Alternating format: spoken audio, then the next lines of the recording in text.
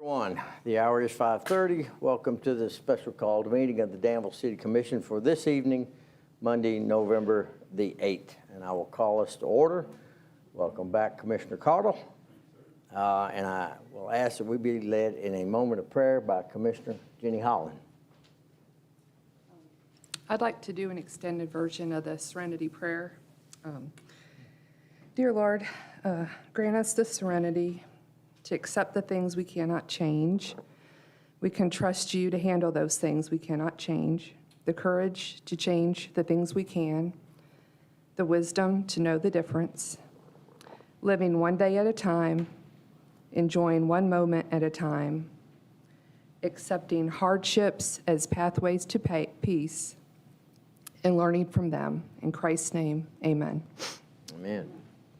I'm going to ask gentleman who represents a lot of veterans to come forward and lead us in the Pledge of Allegiance, Mr. Jack Hendricks. Come right on up here, sir. All right, up here. We can all see you. Yes, sir.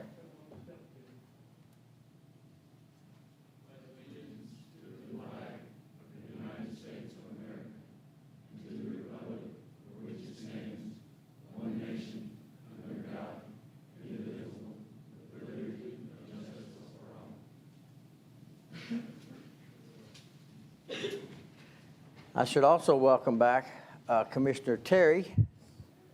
Glad to have her back. Thank you. Don't let it happen again.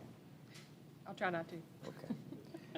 We're going to move, I'm assuming the agenda meets your approval. I've not heard otherwise, so we're going to move right into Hear the Public. This is the public's opportunity to have 3 minutes at the podium to talk about anything that is on tonight's agenda.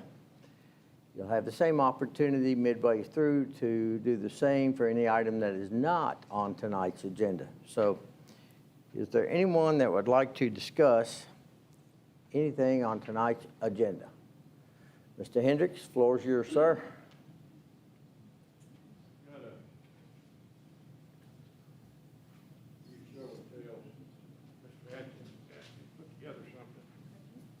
Thank you, sir.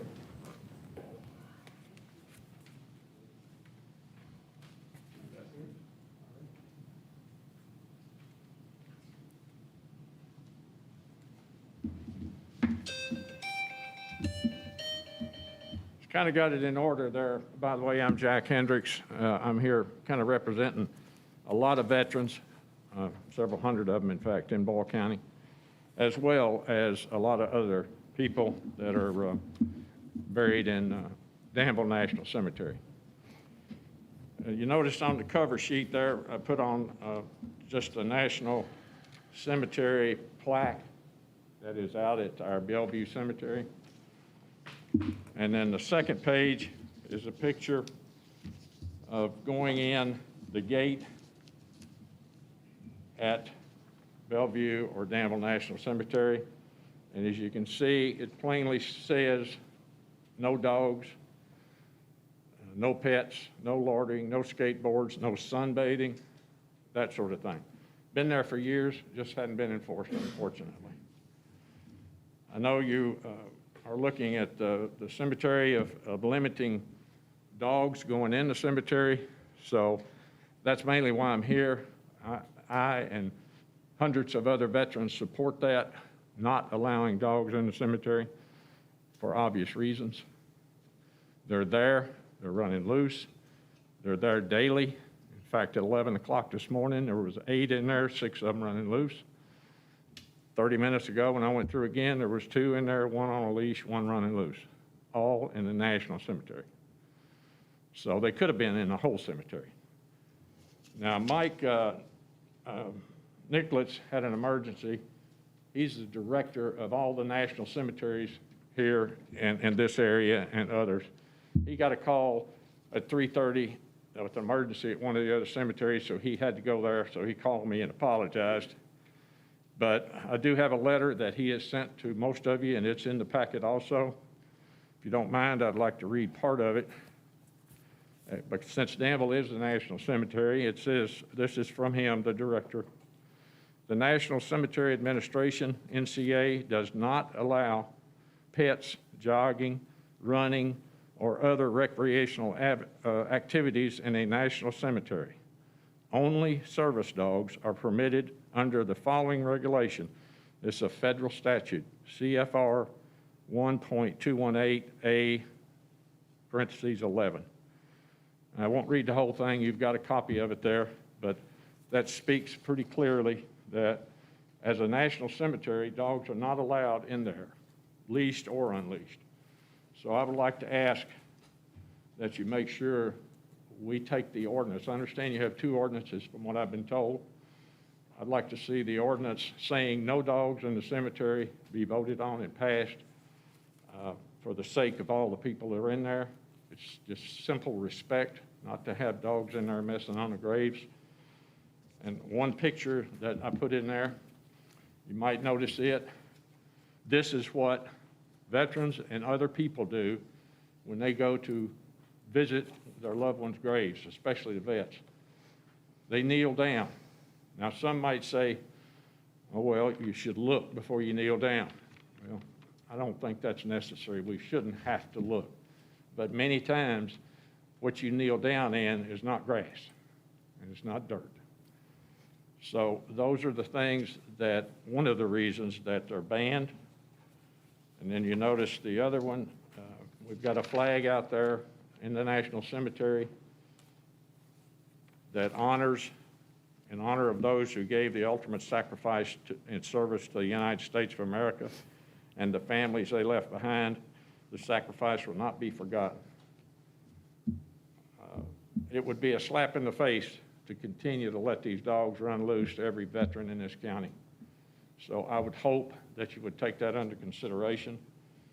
And then attached to that, I've talked to at least 50 veterans personally, and they all agree, we don't want dogs in the cemetery. We have the American Legion post commander has 185 members. He's here. His 185 members feel the same way. We've got a representative from BFW and the AMVETS. That's 350 members. They feel the same way. We had a meeting at the BFW Saturday morning, and I brought it up, and I won't say some of the things that were said out of politeness for the ladies, because they were upset, to put it mildly. So take that all under consideration. And, you know, I don't come here often. Last time I was here, so I'm not somebody who comes up here and complains all the time. I just happened to dig this up. It was in July of 2005. I don't know. I don't remember if any of you were still here or you were here at that point. But the reason I was up here then is in the Advocate Messenger, it said, Danville workers discard grave markers. Some of you may remember that. We had hundreds of grave markers for veterans that were piled up and destroyed and hauled off. So, needless to say, there was quite an uproar about it. That's the only other time I've had to come up here and ask for anything. So that was resolved in everybody's favor, and everybody was happy when it was resolved. I hope we can do the same thing now. So thank you for your attention. And also in there was Mr. Atkins asked me to bring my Facebook page, because there's quite a few comments on the Facebook page about, and not one of them wants to allow dogs in there on a leash or otherwise. So it's hallowed ground. Let's show some respect. Please take that under consideration when you make the ordinance up. And I would suggest when you do the ordinance, include in there that our, what do they call those across the, our zoning people, our code enforcement. I get it right in a minute, slipped my mind. Code enforcement officers handle it like we handle our parking area. We got parking tickets, code enforcement handles it. It don't have to go through the courts, put a fine on it to make people understand it's not going to be done. And one of the last thing I'll tell you is that there's one pickup truck that comes over here from Mercer County. The reason he comes from Mercer County is because Mercer County won't allow him to put his dogs out in the cemetery over there. So he comes over here, pulls up in the front area at the very first little pullover. You can go out there about any day and sit around and wait and watch for him, and he'll be there. turns out 2 big wolfhounds. They take off through the cemetery. Now, I don't have to be too graphic. You all know what dogs do. It's human nature. I don't hate dogs. I just don't want them in the cemetery. And I got family buried out there too, as well as veterans. So they do what they do. It's natural. So they're not going to stop it unless we stop them from going in. So please consider that. Thank you, Jack. Anyone else on that subject or any other subject? Yes, sir. I'll let Mr. Hendricks run a bit over his 3 minutes out of respect for the gentleman. But I'm going to ask, yes, sir, I'm going to ask that you try to adhere to 3 minutes, please, sir.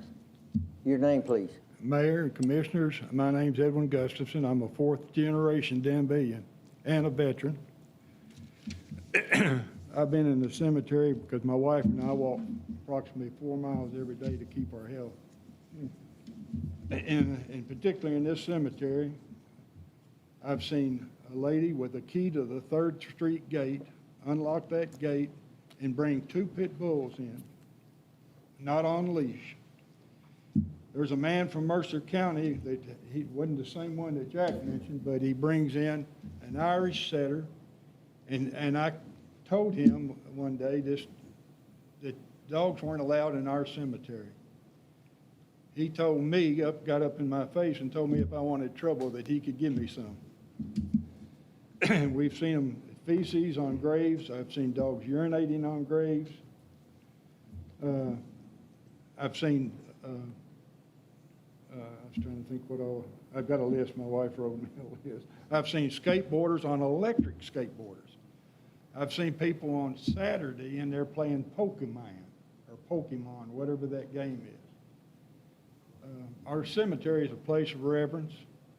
We all have loved ones here, and it's really upsetting to see dogs making a mess where you put somebody to rest that was a loved one.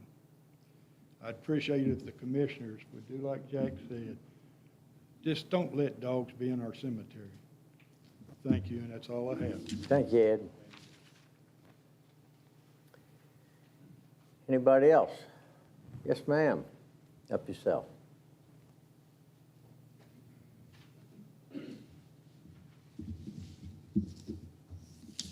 It's okay if I take my mask down being here. First of all, I'm Jan Scott, live on West Lexington Avenue, and with due respect to our veterans, Mr. Hendricks and Mr. Gustafson, I have an opposing opinion, but it's not out of disrespect for you or the National Cemetery. I live close to Bellevue, which was known as the Danville Cemetery until 1897.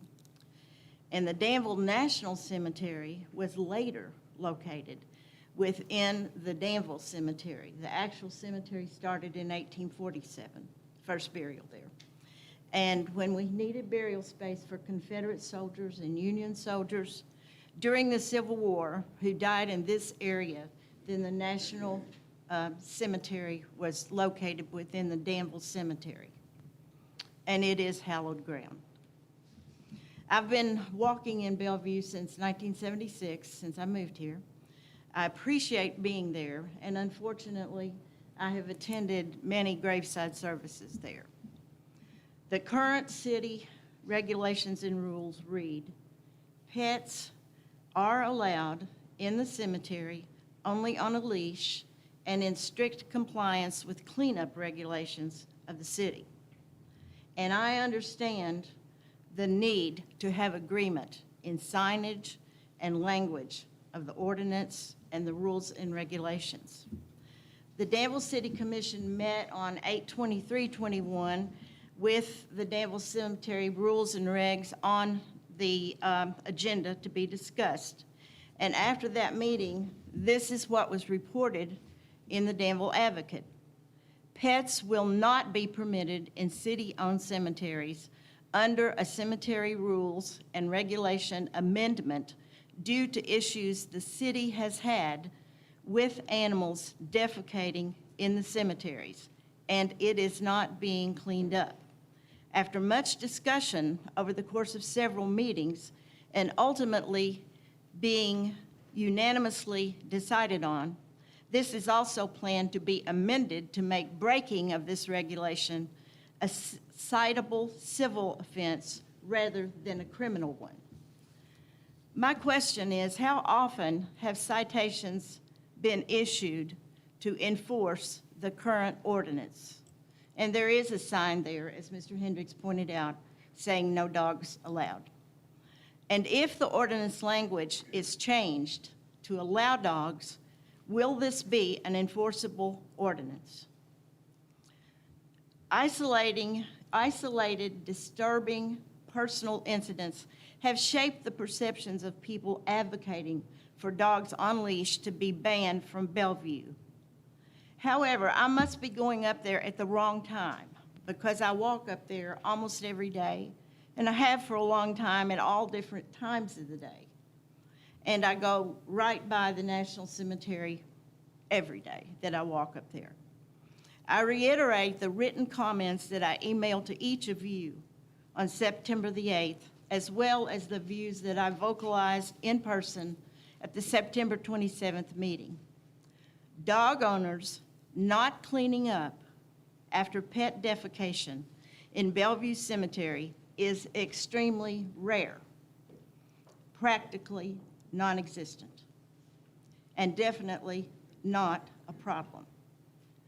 Please make your decision about allowing dogs on leash in Bellevue based on reality. Thank you. Thank you, ma'am. Anyone else? Yes, sir.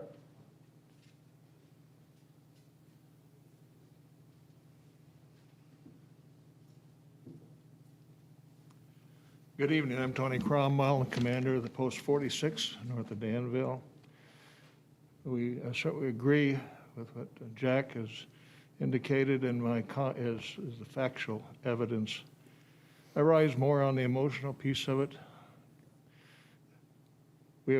Our brothers in arms are buried there. It's like a shrine. We recently lost a chaplain, and I did the eulogy at his gravesite. That makes it real. And if you look at our ships that are sunk, they're sacred. I can encourage you to rule on the side of conservative rule. Honor those people. We're here tonight because of them. Thank you. Thank you, sir. Anyone else on any other topic on tonight's agenda? Going once, going twice. We will move right on. With the Commission's acceptance and approval, I'd like to move this topic to number 1, if that meets with your all's approval. Okay. Yeah. Brent's out there, hang on with us. Where are we, Stephen, Counselor, where are we on this subject?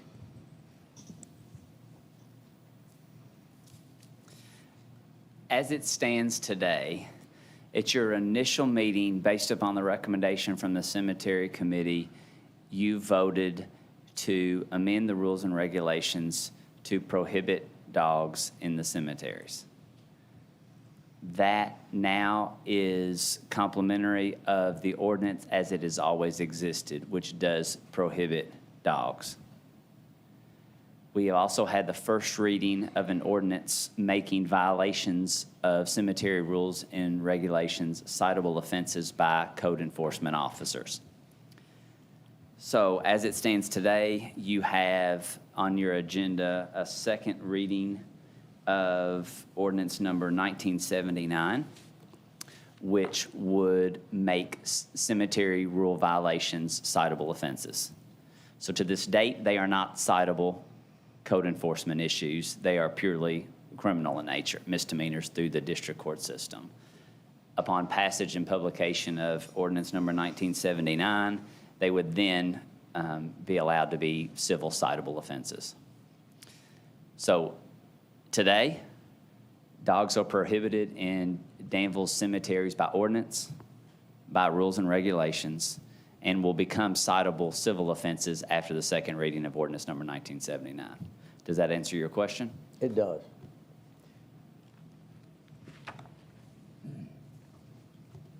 Can I ask a question? This is just from my own personal knowledge, and does the fact that a national cemetery is in our municipal cemetery make the whole thing a national cemetery, or how does that work? Does anybody know? Jack, do you know by any chance? I think staff is prepared to give some reporting on that Oh, okay. today through, So I spoke to Mike Nicholas at Camp Nelson Cemetery. They cannot tell us what to do with the rest of our cemetery. It is the National Cemetery rules is that dogs and pets of any kind other than service animals are not allowed within the National Cemetery grounds, but they cannot tell us that we have to prohibit the rest of our cemetery. And on top of that, there's, out of the 8 national cemeteries in Kentucky, 3 are embedded within larger cemeteries. Us, Lexington Cemetery, and Cave Hill Cemetery in Louisville are the only 3 that have this scenario. I reached out to Lexington Cemetery and Cave Hill, and it's the same issue we're seeing with every other discussion with this. Lexington allows dogs in their cemetery, and they don't have any, they didn't even consider the National Cemetery when they were thinking about that policy. Cave Hill prohibits dogs in their cemetery. And they asked them if the National Cemetery played into that decision, and they said it did not. It was just they were having issues with people picking up after their pets and decided to prohibit dogs. So out of the other 2 cemeteries in the state that have our situation, they're split in how they've approached it. Thank you for the info. Appreciate that. And to give a little more information, I've researched, I've got 7 other public cemeteries. I was able to determine what their rules were. And just to give you a quick rundown, Nicholasville allows pets. Versailles does not. Richmond does not. Somerset does. Bardstown does allow pets. Paducah does allow pets. Bowling Green only allows them on the roads and avenues. So that's another scenario that we've not discussed, but that they were the one outlier that had that policy. So it was split. I mean, it's 2 allow, 5 do not, and 1 allows on the roads. 2 do not allow, 5 allow. Wait, hold on. Make sure I get this right.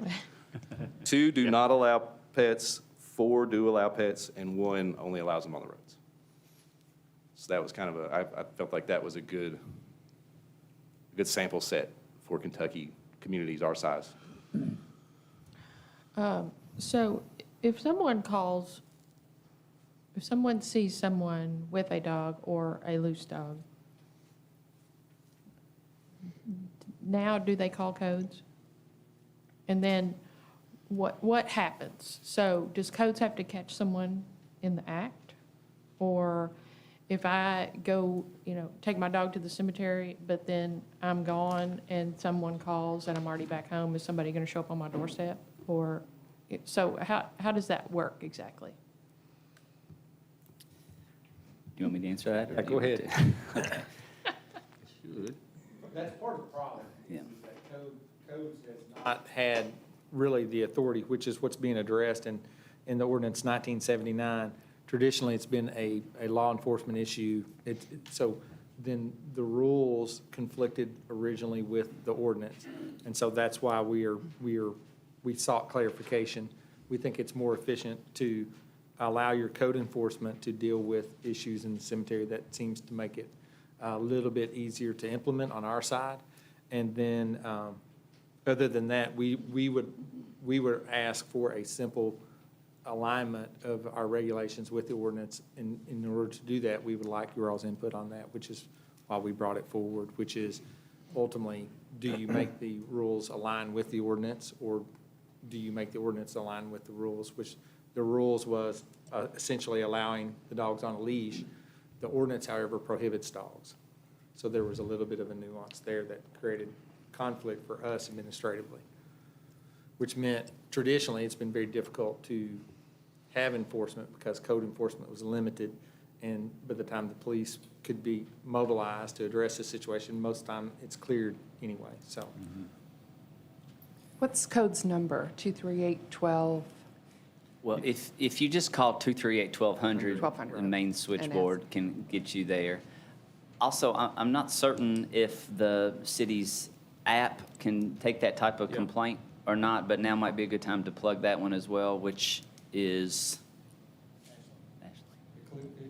what's that? See-Click Fix, which residents can sign up for and have on their phones to report a host of things, but this could fall into that category as well. Mr. Mayor, I'd like to make a motion so we could move this along. And my motion would be an intent to bring the regs and the ordinance, bring both of them together. And my motion would be to not allow dogs in the Danville cemeteries. Now, that is, we have a motion, and hold on for a second, because that is item number 10 on our, no? This is 16. I'll second for further discussion, Fine. if there is any. We have a motion and a second. Thank you, gentlemen. We're in discussion.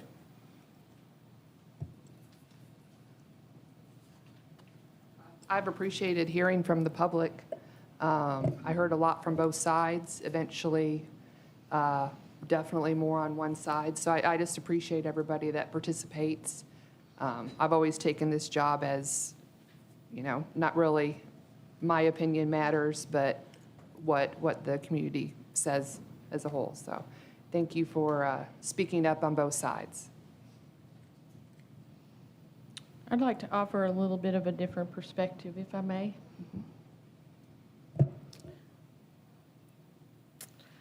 So for me, this is really not about dogs, it's about humans. And sometimes for some people, walking and especially walking in a cemetery is a place of comfort and solace. And if we all would stop and think about the humans that are on the other ends of those leashes, or if they happen to be letting their dogs out, let's be good humans and good neighbors. And, maybe that's a single parent getting 5 minutes alone and walking the dog. And maybe it's someone walking their dog to keep from taking a drink, or to get out of the house because of the last 20 months that we have endured as a community and a country. And maybe if we look at the humans on the other side of those dogs, we would all be better off for it. So this is not a dog issue, this is a human issue. And if we could all just take into consideration that we're all finding comfort and moments of peace and quiet in different ways, and grieve in different ways, then I think that's the real issue here. And banning dogs in a public space just does not really make sense, especially after the last 20 months that we've all been through. So if you just take a moment to think that maybe someone is finding some comfort and peace and can't handle someone yelling at them because they have their dog with them, when maybe that's the only thing they have in this world. Maybe they don't have any family, and maybe, just maybe, it's the only human interaction that they have. Because maybe someone lives alone with their dog and wants to see some smiling faces while they're walking in the community. So I think that's the perspective that I would like to offer tonight. I had one more comment. I did have two females, a handful of females reach out to me. And I know I mentioned this to my husband. He never thought about it. As a female that goes places, walks alone, I feel safer. Several of the females did email me, and it was a comfort and a safety issue, and that's why they brought their pets. So just that's another perspective. It was in the minority, but just to understand, a lot of women feel safer and more at ease walking through an empty area with their pets. So I had some similar comments. My question back to them, the ones that contacted me, was, aren't there a lot of other places you could walk, I guess, was mine. And I wish I had the answer. I think we all want the same thing. I think anybody that would let their dog come and poo on a gravestone is sorry as heck. But it's just, how do we get there? And I've always been opposed to passing an ordinance just to pass an ordinance that we can't enforce. So I'm more interested in knowing how that would be done probably than anything, and I'm not sure that I've found that out yet. Chief, do you have anything? I mean, you're not codes necessarily, but Well, You're the supreme code. the Supreme. Okay. so first of all, most of those calls they come in through 911, actually. Or they come through the dispatch non-emergency number. And then dispatch sends those to codes. They don't go through 1220 or 1222 or 1200. It usually goes through dispatch. What we saw in the past, most of those times, it went to an officer. And because of the way the ordinance and everything was in the law, it was something that had to be cited and had to go through court, which in that situation, I don't think codes could do. It had to be for an officer. So a lot of times we dispatched an officer to that. And the problem was that you got one set of standards that says this, and you got another set of standards that say that. And we talked to the judges, and they said that's not going to stand up in court for us to cite. So that's part of the reason we're here where we're at right now. It's whatever you decide to do, or, we will respond. If it's some kind of issue, even if it's something now that you enact the ordinance, a lot of times, law enforcement is still going to be sent to that incident. Sometimes codes will go, sometimes we'll go. And that's why we asked Stephen to change it. So if we're tied up, then codes can handle the incident. And I think we all agree that it shouldn't be something that this kind of is trivial, that should be taking up district court's time. It's not really a criminal issue. It's a city issue, and that's why it should be handled on this level. But that's kind of where we're at. I will say, we don't get a whole lot of calls on this, but when we do, it's an emotional issue for some people. And a lot of times that's why we do send law enforcement, because people are emotionally distraught a lot of times. And so that's kind of where we're at and how we got here. Thank you, Chief. And you touched on something else that I've been pondering since, we started talking about this. And probably ordinarily I have a tendency to discount emotional responses just because they are emotional and they're not, sometimes skip the rational thought. But in this case, I think this definitely is an emotional issue for a number of reasons that I think everybody understands. So for that reason, I can definitely give credence to the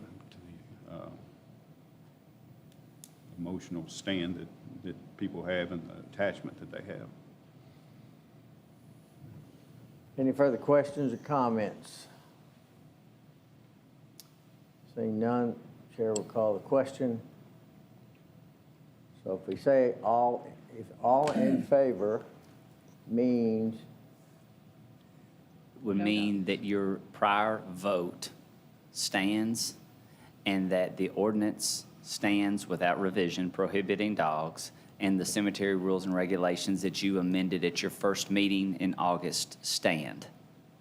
just wanted to make sure that we were clear on that. So, all in favor of the motion, say aye. Aye. Opposed? Nay. Motion carries. Move right on into the COVID-19 update, if Mr. Blevins is here.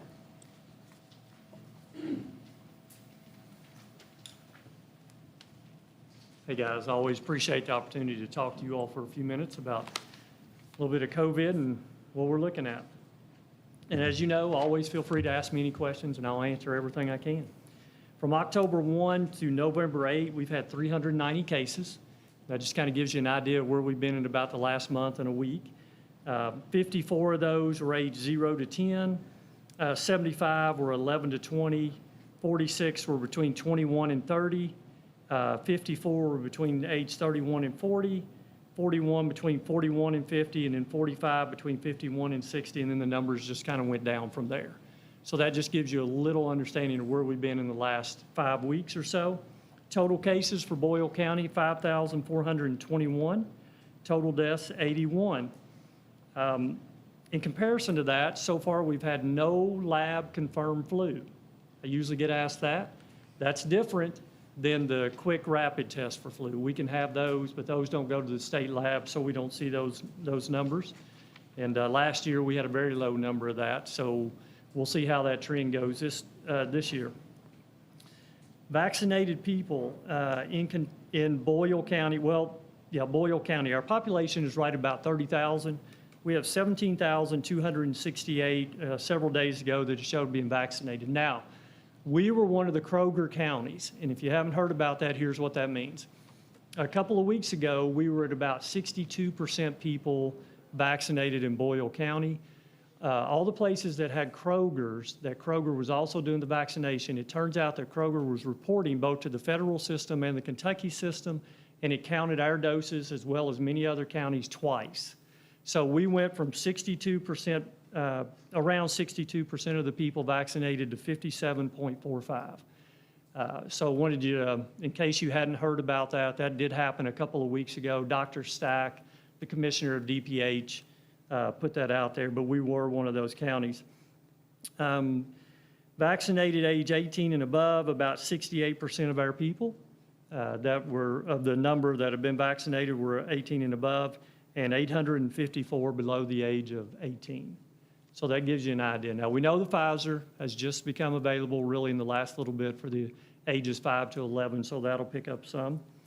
The boosters that we've been doing at the health department, we started last Wednesday and we followed our original plan. Last Wednesday, we started back with first responders and EMS, fire, police, sheriff, anybody in that category. We worked with them. November 4th, last Thursday, we did a public. Last Friday, we did the Boyle County schools, trying to give any of those teachers and staff the opportunity to catch up. Today, we had a J&J public booster dose.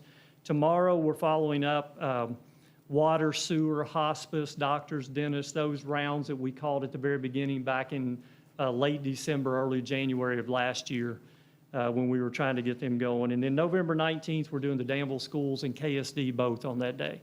So that just kind of gives you an idea of our plan initially when we started, we tried to cover those groups. When we did the second round, we did the same thing. And now that we're on the booster third dose in 2 of the vaccines, that's what we're also sticking with right now. And then we'll go back to our regular trying to do some different vaccine clinics during the week. So Brent, when do the rest of us hillbillies get the booster shot? Or? Well, the rest of us hillbillies, whenever you want to jump in, we'll get you. How's that? But you can jump in. Hey, tomorrow, if I remember right, you're a Moderna, I think. We're doing them tomorrow. I think you're a Moderna. I can't remember. No, I was Pfizer actually, but that's okay. No, that's all right. We'll get, but tomorrow we try to catch anybody in those categories that we can to finish them up if they're interested and to see how that goes. My perception has been for the third dose, booster dose, whatever you're calling it, about half to 60% of the people that got the original first 2, or in Johnson & Johnson's case, the first one, about half to 60% are coming back for that booster dose. And that's just very preliminary Brent's data of what I've seen so far. It'll be interesting to see how that plays out. Danville Peds has already started doing the Pfizer 5 to 11, which I'm very glad they are. I know that's going to grow with different pharmacies jumping on for that as they get going to take care of those kids. And it'll be interesting to see how many of those kids in that 5 to 11 age group decide to do that. The ones that that choose to do that. Okay, so that's some data. Any questions? Is there a preferred combination? No. The combination piece is doable. That's been approved by the CDC, and that's come out that you can do that. I'm personally more comfortable that if I started Moderna, I probably am going to do Moderna for my third. Well, I have done Moderna. If I'd started J&J, I would have done a J&J. If I'd started Pfizer, I probably would have done a Pfizer. That's just my personal preference. But that has been approved. We've had some people that have mixed so far. And to date, I've had nobody call me back and have any issues with mixing that I'm aware of in this county. We do have we have an ultra-low freezer that goes to 86 below in our building, and we have been keeping Pfizer doses for both Ephraim and Danville Peds and anybody else. We've extended that anybody that needs to do that so they don't have to have their own freezer to keep those. So we've got those doses in that freezer to do that. Always enjoy getting good news. Yeah, that's a So little better thank you. news. Our map looks a little better. I think our map is going to be up and down a little bit. That's just how it is. But you're right, it looks better than it did a month or two ago. You may look like Dr. Fauci, but you talk straight, and that's a good thing. I'll take that any day. That's right. Absolutely. Anybody else? All right, I appreciate you guys. Thank you. No, we appreciate you. Thank you, sir.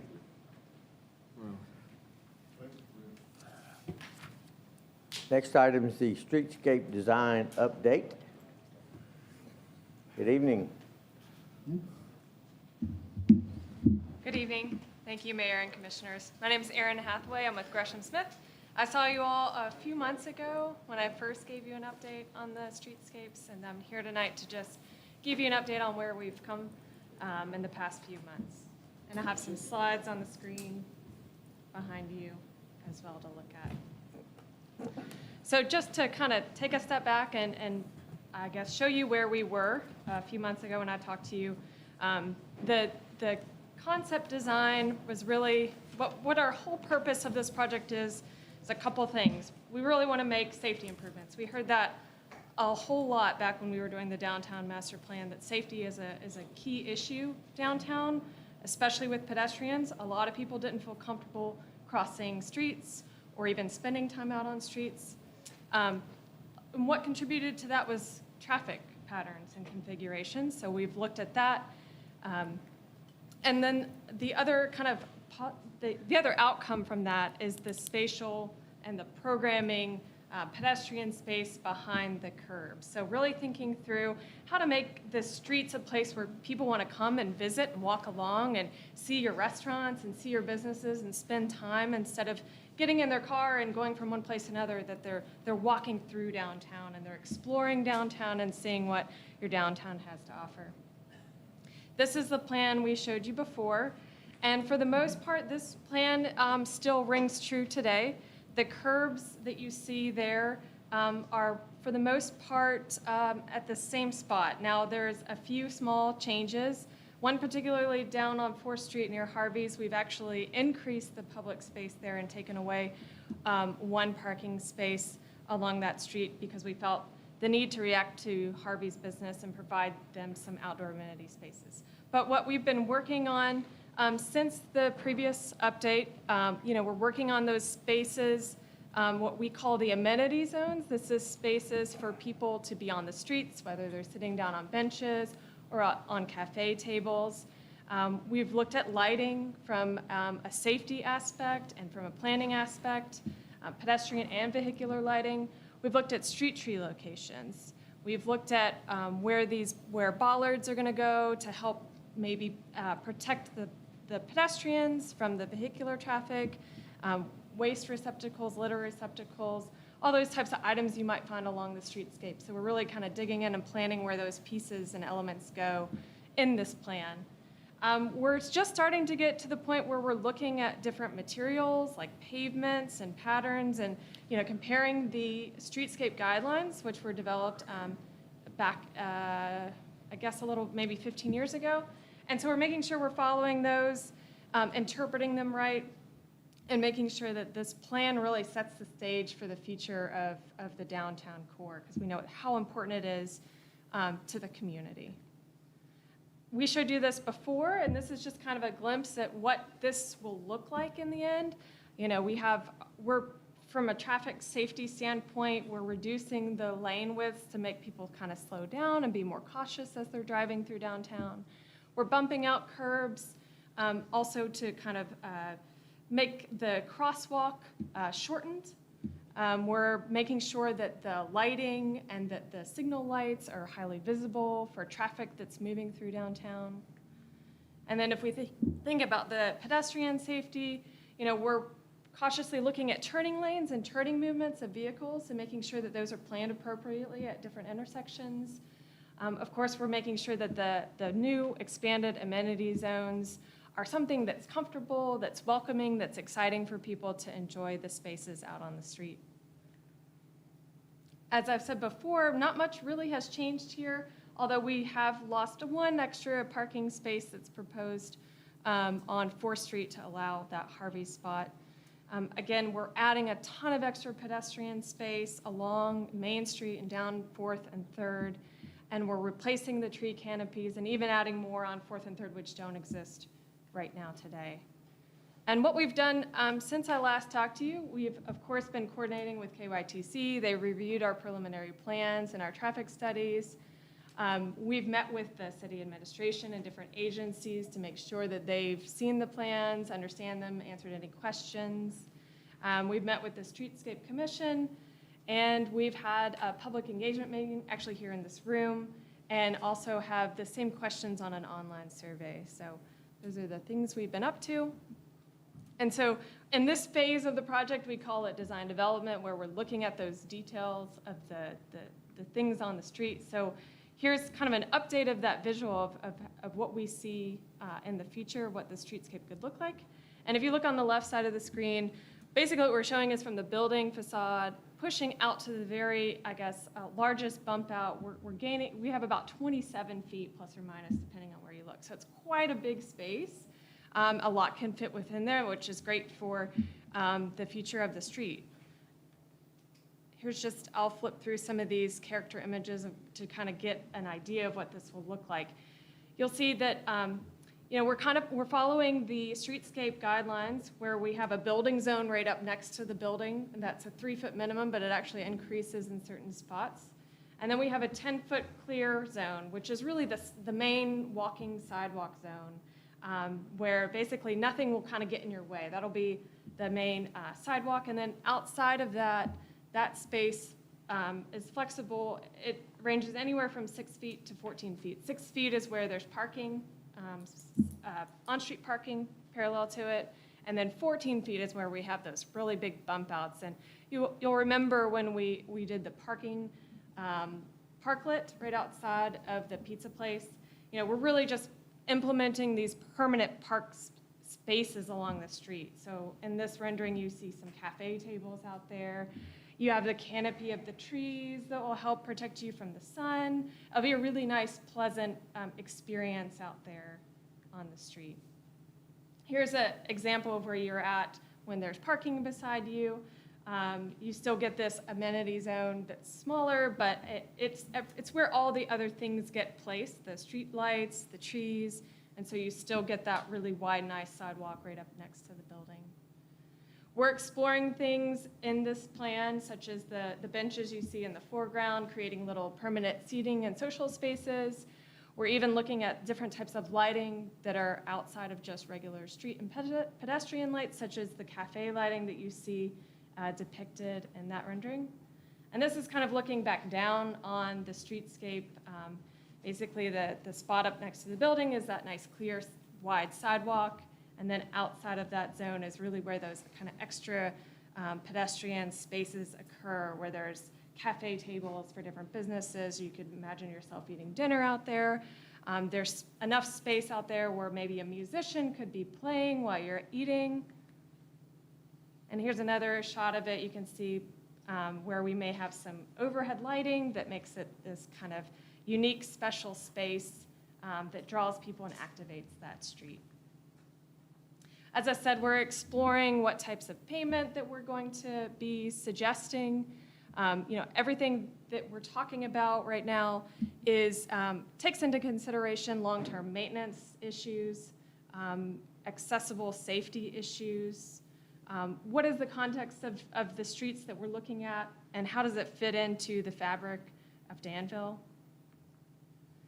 And of course, as I mentioned, we're looking at different lighting types, amenity things such as benches, bike racks for those that want to lock up and be able to just walk from there.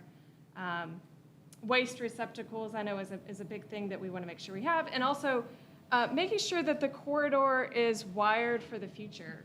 So we're going to plan for conduit and for electrical pedestals throughout the corridor to make sure that either whether it's lighting for trees or in the future, if there's any type of sort of extra thing that comes up that needs to use that electric, the conduit is there and it's accessible. So that's all that I have in terms of an update. In terms of where we're going from here, we are working with Josh and Earl. We're working towards a final plan that we will submit for permits with KYTC at the end of this year, at the end of December. But I'd be happy to answer any questions. Thank you. You talked about the bump outs on the curb and tables and chairs, which I think is great. Tell me how that differs from what we had before that the state made us take out, because they said, well, that is a hazard, so. Right, so what we had before that the state made us take out was not a permanent structure in the street. So everything that we're proposing will be behind a curb, and that curb makes all the difference to KYTC. That basically protects pedestrians from the traffic. So they're Not really. well, other things that we're doing to protect pedestrians are the bollards, like I mentioned, having those on those edges, especially where the bump out is, to make you feel safer, to protect you in case there's any issues. So they are okay with any of this as long as there's a curb there. And before it was a sort of a temporary, semi-permanent structure that they weren't accepting. I believe I'd rather hit the curb than that temporary structure they had up there. Yeah. That's just me.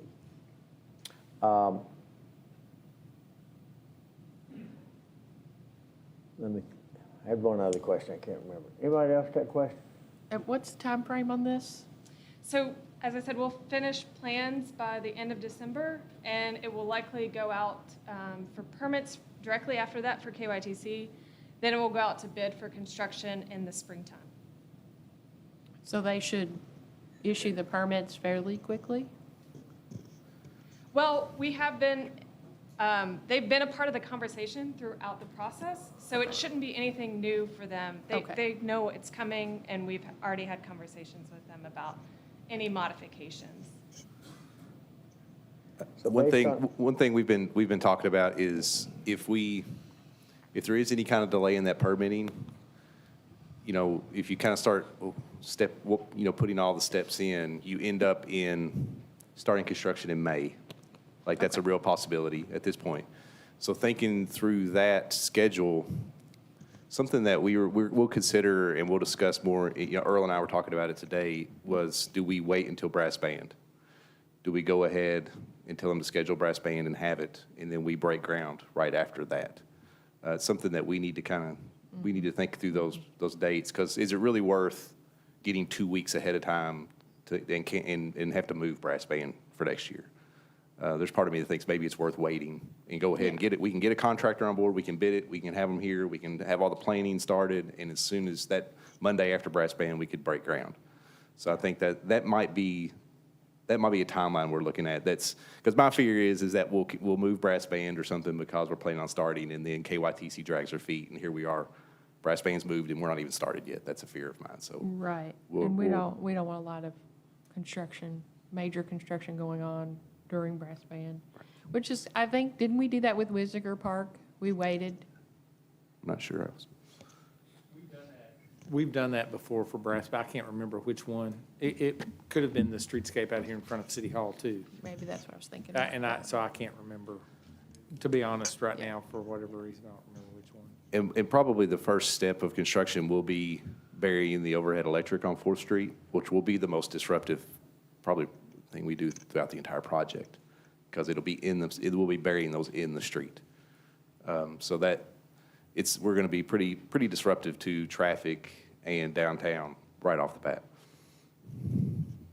Does this affect our wayfinding plan at all? Like, can we tie wayfinding I would love to. kiosks or Yes. something in with the electrical pedestals that we saw or something?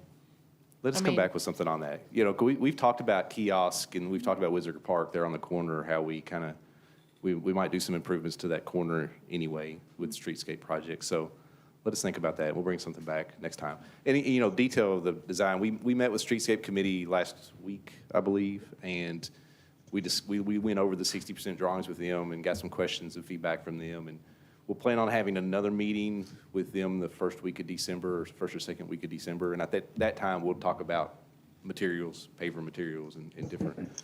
As long as you know, as long as you're considering wayfinding along with this, I Yeah. think that's the way to Time to go. do it. Yeah. Yes. Yeah, that's the time to do it. Anyone else? So let me touch to the third rail. What kind of trees you gonna put back in there? Because you know it's That coming. too. You know it's coming. Yeah, I don't want to put the dead skunk trees back. Yeah, actually, I had a lot of good conversations with several folks when we had the public meeting here. And I was put in touch with the ag extension agent, and we've had several conversations about the tree species. She was very informative about what she's seen here in terms of local conditions to certain species, ones to stay away from. Excuse me. So we, right now in the plans, there's a variety of oak trees. Those are in there. Those are pretty hardy street trees and don't push up against the sidewalks the way, you know, maybe some of these ginkgos or maples will do. Slower growing too. Slower growing, So yes. they'll be there a while. They'll be there a while, absolutely. And we currently have in the plan and in the budget irrigation for the trees. So we'll keep that in there for now and see if it's something that we'll be able to afford and make sure that it's something that we can operate long-term and maintain. We're a bit back where we started on as far as bikes and bike lane. Hello, Rick. That little buffer between the traffic lane and the parking, Yeah. that little buffer was pretty nice if you're parallel parking and want to come out of your car with some measure of safety and in reverse. Anything you can do with that? Right, so the space right there, I think one thing that you maybe aren't seeing that space does is cause people to drive faster through the corridor, because their lane is wider, it's that 3 feet wider. So as soon as you start pushing those cars out, people drive slower. That's the theory.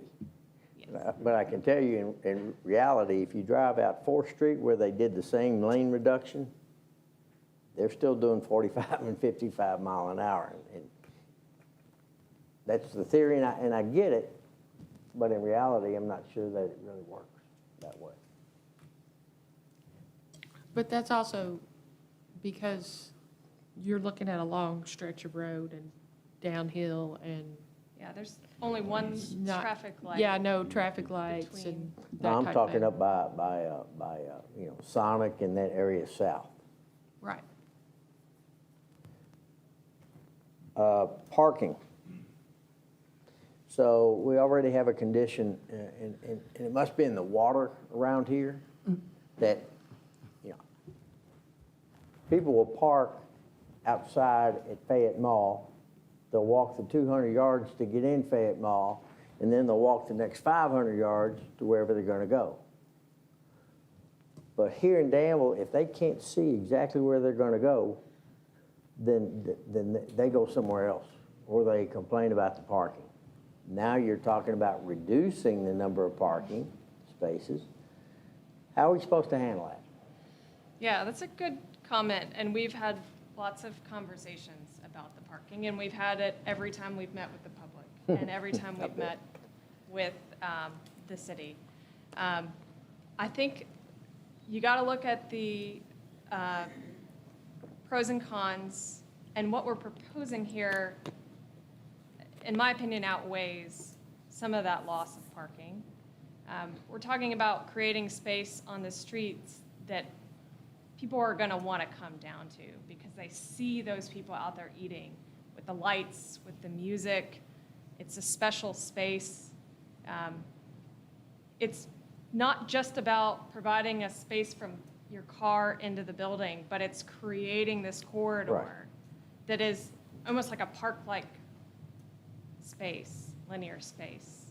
So, you know, we have so many feet within the right-of-way, and how we split that up between parking versus pedestrians, I think we've tried to find a balance there. The numbers that we've shown and the spaces that we've shown so far, people have been pretty comfortable with.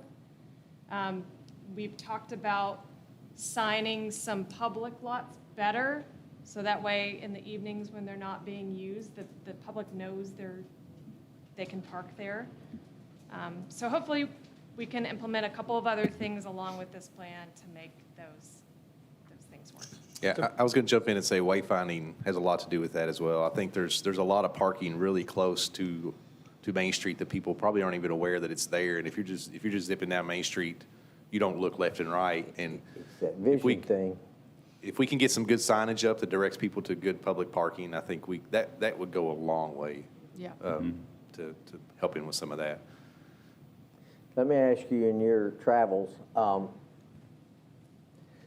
public parking on the streets, ever since we've been unable to monitor and chalk tires, what are the communities doing to make sure that privilege doesn't get abused?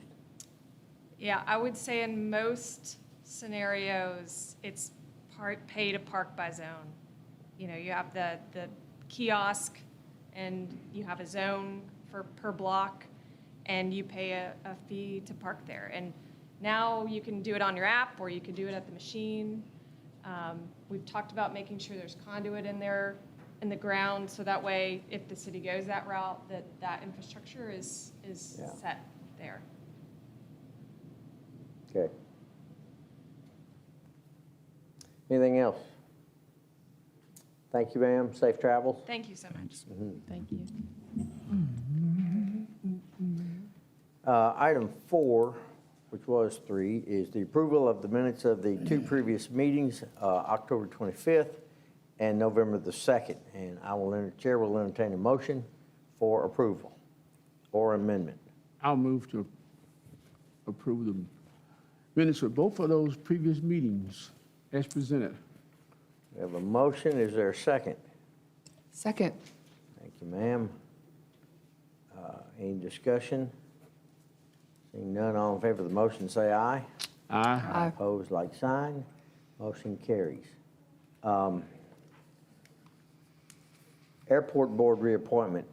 Commission, I have recommended that we reappoint David Cowell to the Airport Board. David is a important part of that board.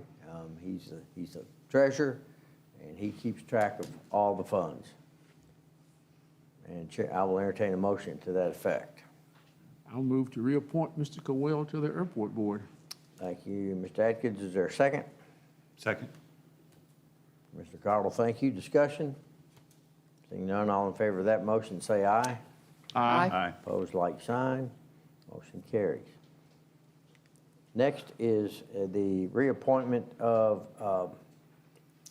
Ethics Board, and this is Bo Weston as an alternate for that. This is a one-year term, and I will accept a motion at your leisure. So move for Dr. Weston's reappointment to the Ethics Board. Thank you, Commissioner Atkins. Is there a second? Second. Commissioner Holland, thank you, ma'am. Discussion? none, all in favor say aye. Aye. Opposed, like sign. Motion shall carry.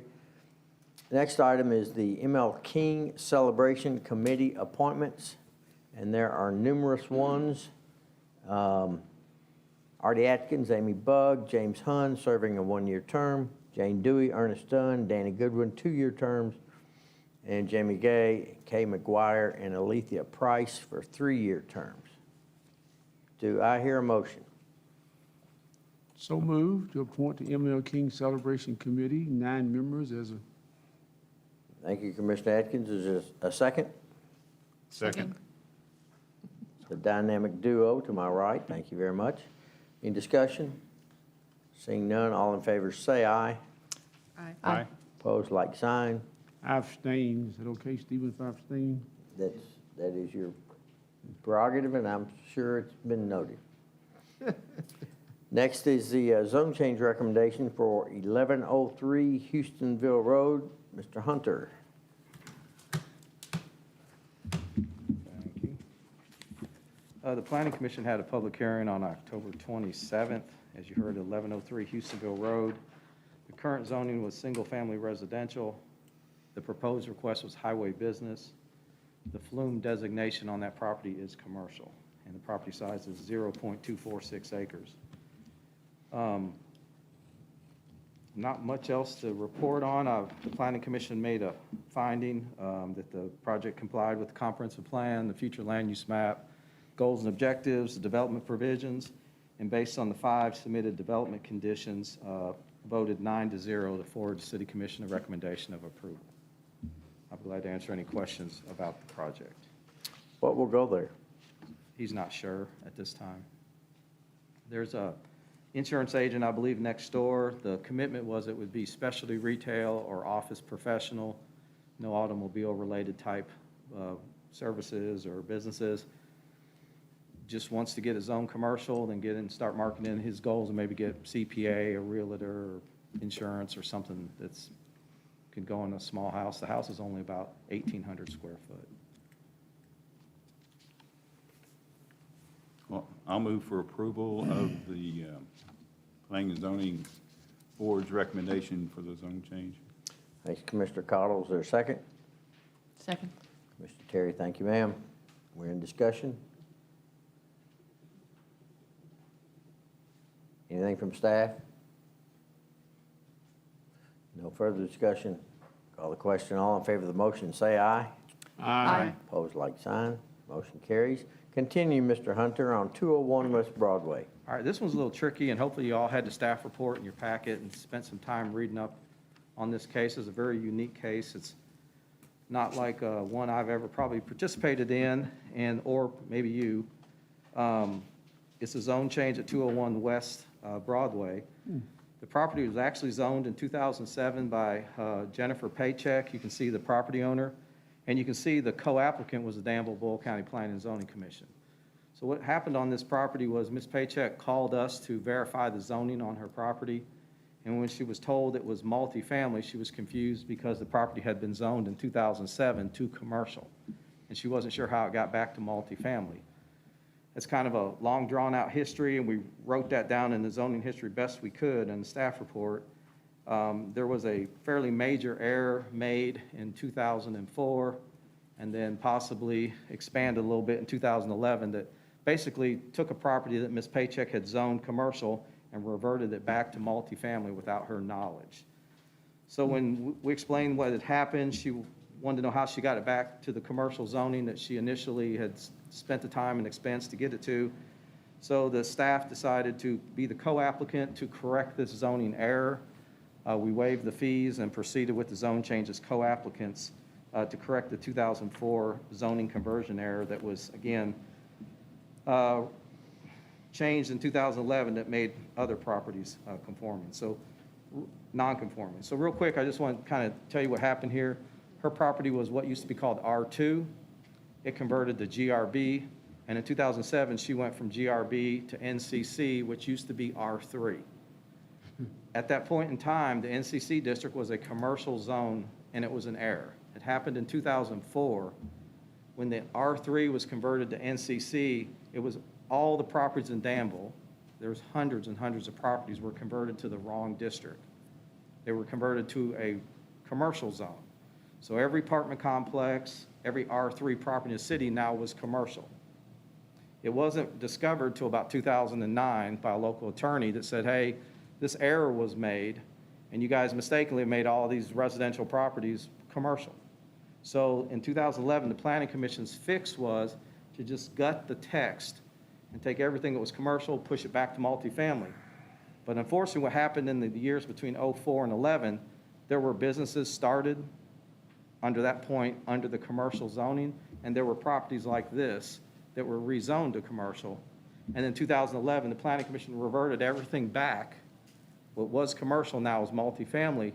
So it fixed 172 and thousands of multifamily units, put them in the right zone and corrected a non-conformity that had existed, but it created dozens of other ones that now are back to multifamily that are clearly commercial uses or were zoned commercial.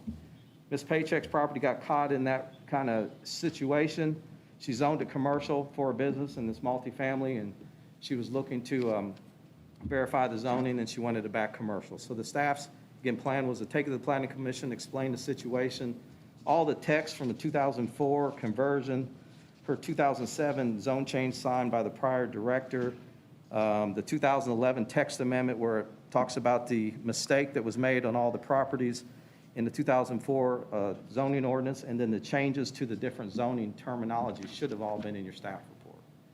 We walked the Planning Commission through all that, and after it's said and done, they made a motion to, again, find that the zoning was inappropriate, that as it current was, and correct the zoning by making the property go back to a commercial zoning district, being a central business district in the downtown area. Again, it was a 9-0 vote to forward you a recommendation of approval.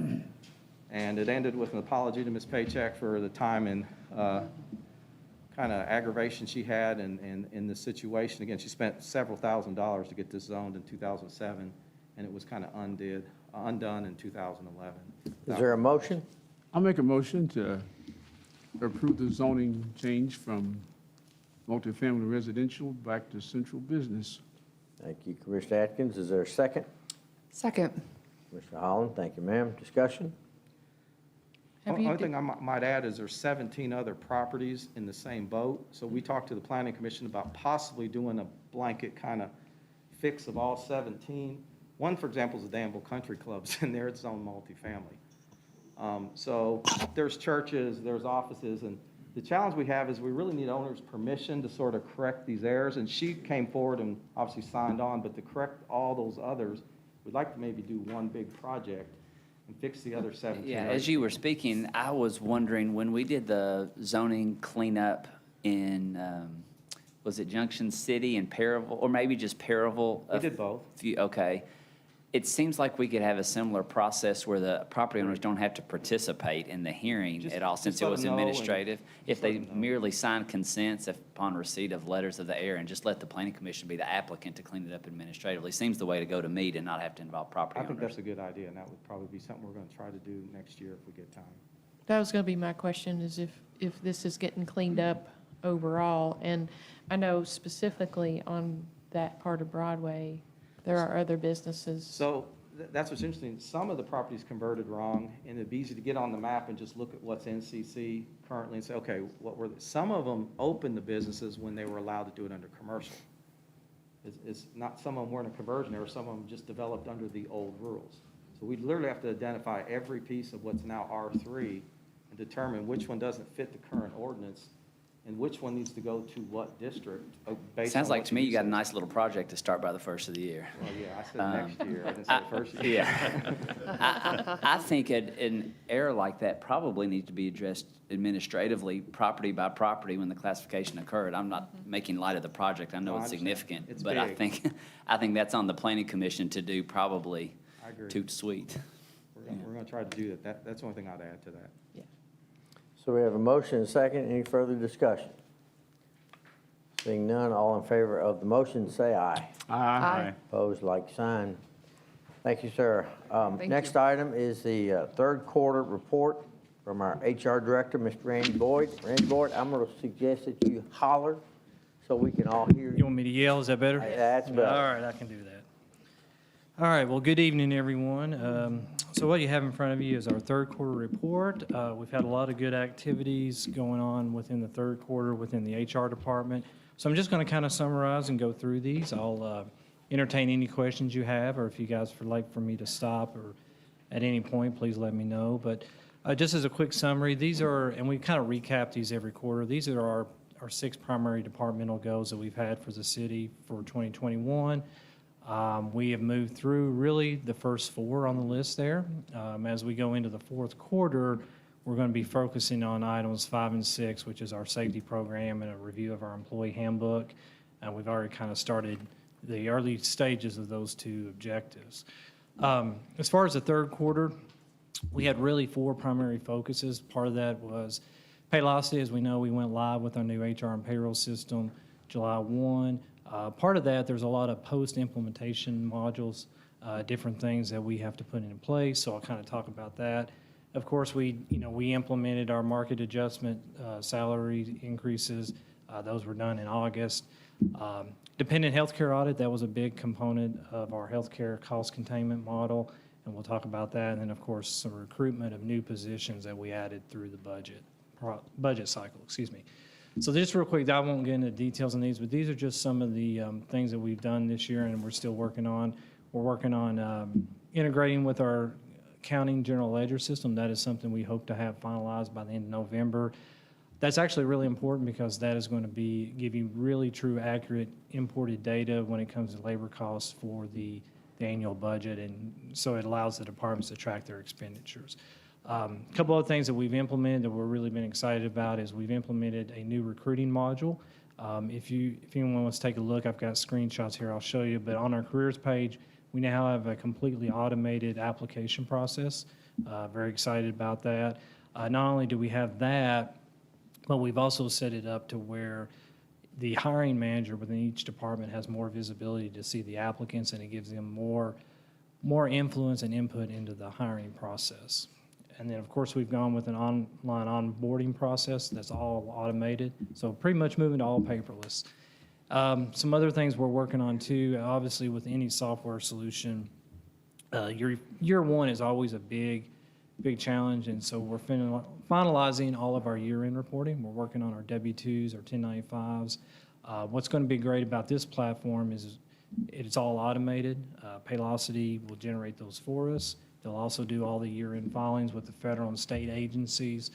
And then employees will actually get their W-2s and their year-end reports the first week of January as opposed to the last week through the mail. So it's just another value-added service that we're going to be bringing to our employees. Okay. And this is just a quick screenshot of what our careers page looks like. So when an applicant goes to apply, they'll see all these positions on here. Next slide over, this is just a sample job posting. You can see we've got our new city logo. We've got links to all of our social media pages. Employee goes in, they want to apply on their phone, sitting in their house, they can simply do that. So it allows people to apply after hours and not have to come to City Hall during business hours to fill out an application. Okay. So we talked a little bit earlier, this was our dependent healthcare audit. So we had planned this out in 2021. So we did complete the audit at the end of September. And the main purpose of the audit really was to help us with our cost containment, but also ensure that we're using our health plan and it's as the plan guidelines are defined. I'm happy to say that we really received a good participation from all of our full-time employees. We had 100% response rate. That means all employees that had dependents on our health plan participated, provided the necessary documents. Through the process, we identified 6 ineligible dependents, 2 spouses, 4 children. These were all voluntarily removed from the plan by the employees. These are things that realistically we probably would not have identified until open enrollment, but that was the purpose of the audit. As far as the plan cost, the plan itself, we paid $10,000 for the audit. The result of the audit on fixed premiums is a savings of $31,000. Potential max savings is $420,000. And where that number comes from is because we're self-insured, the city pays all medical claims up to $70,000. And when you take those 6 ineligible individuals off, it gives you a potential max exposure savings of $420,000. And so just quick, here's just a chart of what our fixed ROI is on that. It pretty much goes for itself that this audit paid for itself multiple times over. You can see we had a 300% return on investment. And then this is what it looks like for our max savings, potential max savings, if each claimant that was on our plan would hit stop-loss limits. And again, that's the numbers that, where that $420,000 number came from, okay? Right here, just wanted to talk a little bit about our employee turnover as we get close to the year end. And just this data that I'm going to show you is actually through October 31st. Right now, the city's had a total of 9 full-time employees leave through 2021. Our turnover rate as it stands is 3.5%, compared to last year when it was almost 19%. So we've seen a reduction in 14.5% on our turnover ratio from 2020 to 2021. Only 2 resignations were related to pay. I know that was a big conversation when we went through the market adjustment. And just so you know, those 2 resignations happened before we implemented the 3-year market plan in July. Safety personnel turnover, we know that was a big area that we really focused on this year. Not just, really we focused on the city as a whole, but we've kind of broken out between safety and non-hazardous personnel. But we've had 2 police officers resign this year, 1 firefighter, and that is a decrease of 10% in safety personnel turnover as compared to 2020. So this is what kind of the chart looks like. If you look at it holistically for the whole city, this is what your turnover rate looks like. And obviously, we're doing a lot of good things. We've created a lot of jobs and positions. We're getting stabilization in our key jobs within the city, especially for those that, all jobs are important to provide services to community, and we're trending in the right direction. And then this is what your safety turnover looks like from last year to this year. Obviously, a lot of the actions that the commission took with the pay, these numbers are reflective of those actions. Okay? And then this is just a breakdown of your turnover reasons as a whole for 2021 so far. The majority of our reasons are for personal. Those are things that obviously the employer cannot control. So we really are really happy where we're trending with stabilization in the workforce. Okay. And then just lastly, this is just a recruiting update. These are just some of the positions that we're currently working on, screening and interviewing for as we speak. Okay. And then these will be some of the things we're going to focus on in the 4th quarter. We talked about safety. We're really working on building a robust safety plan. We're starting to kick that off with KLC and our management team. Then also we're going to be focusing a lot on staff training. These are some of the bullet point items that we're working to get training established for. And then, of course, we'll be coming up on our healthcare renewals. That'll be starting looked at in November and December. Okay. So any questions on any topic? I know it's a lot of information, but I'll be more than happy to answer any you may have. Any questions? Would you share a copy of that with us? Yes, sir. Thank you. Okay. I sure will. Now, I'm gonna give kudos to Commissioner Terry on this one. I'm surprised she hasn't jumped all over it. But Thank you. in your training, active shooter training, how's that, ma'am? Thank you. No, and I think the chief has already spoken on that. I think he can probably speak better to that. We've already kind of talked about it. I probably should have put that on the list, but I didn't. Yep, that's what I was going to add. I think that go ahead. Me and the city manager talked about this a couple of weeks ago. At y'all's convenience, we could do about a 1-hour workshop with one of our trainers that we have on staff here. He said about an hour, y'all would meet. So you all for today, we'll do this. So I was going to mention that if we do a follow-up workshop with Ms. Tandy, if you'll recall her, you could add an additional hour. So that next discussion with her might be an hour to review the information that the surveys and things like that with the employees, if you'll recall how we're doing assessment kind of thing. You could tack on another hour and conduct this training at that meeting if you wanted to, since as Chief suggested, you only need about an hour and 15 minutes. to go through the full active shooter training. So we were going to propose that if you all desired, which we felt like you did. When would you have that? It'd be right after Thanksgiving, when we have Miss Tandy back. We were kind of full this month with activities already. And so what we were shooting for was to have a follow-up workshop with her the first week or so of December. And then we could tack on this active shooter training for the commission at that meeting. And then staff, as Randy has suggested, has some additional training that we'd like to do. And we would certainly include things like this in that training. Would staff receive some active shooting training as well? Yes, that's exactly with. There's a lot of things in this Yeah. building would be my concern, yeah. Yeah. The plan for all the training criteria is to capture all full-time employees within the city. I would like to add in all employees and all facilities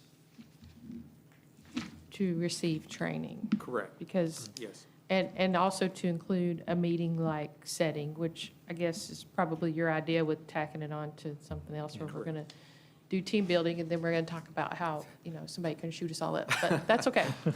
Well, we don't have to do that. That was just simply an efficient full meeting. But I have been to training that the gentleman at KLC does. He's their security. I never can remember his name. I do not know why. But he is former FBI, CIA, something, has done a lot of private security. What's his name? I don't think so. He works for KLC now. Like, he's the real tall guy with the, yeah. Yeah. I've actually been in his training, and he does it with a video as well as some of his experience. But he will also come and work with the police chief and look at your facilities to see where our weaknesses are and what you would need to do and how we can improve. And that's why I want to make sure we include all of our facilities and all of our employees. Yeah. And that everyone has a plan. Right. Well, it is important, and the training is important system-wide, and I was going to touch on it during the city manager report, but with Paylocity being, going a lot smoother now, the integration of Paylocity into our financial software, so we will be getting a budget update out soon. What we were waiting on was the assurance of our staff time that process had concluded and that it was correct.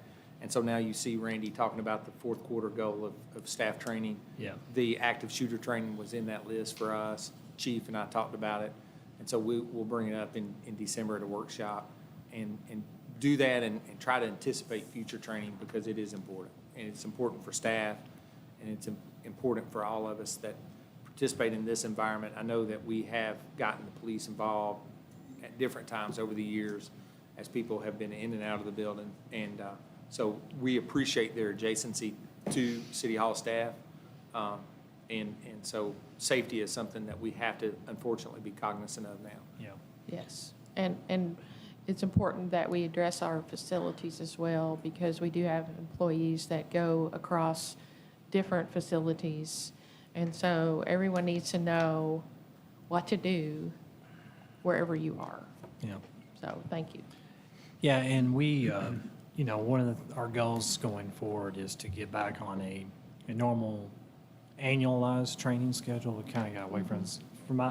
For the 2 years that I've been here, we've kind of been distracted by other items, whether it's COVID or, a lot of the initiatives that we did. But I think we're starting to see, as Earl mentioned, stabilization, where we can get onto a regular schedule. And then part of this, we're going to be working with Greg Parton. He's a loss control director at KLC. He's going to help us on the safety side.